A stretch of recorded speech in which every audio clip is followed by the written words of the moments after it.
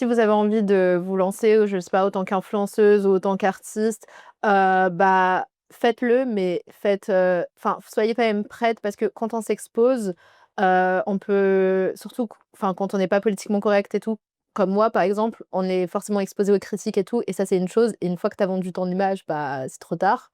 Donc il faut être prête à ça et quoi qu'il en soit ou même si vous êtes pas politiquement correct, il y aura toujours des gens qui vont critiquer et cetera.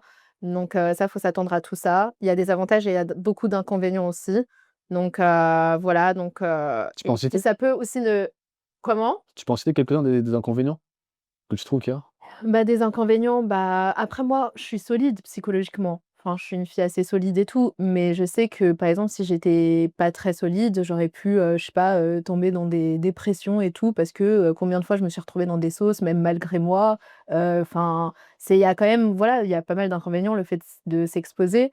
Maintenant après voilà, moi c'est un choix, j'ai décidé de m'exposer. Je savais qu'en plus voilà, j'ai jamais été politiquement correcte, je savais que j'allais, forcément, avoir des Ouais, critiques et ouais. tout.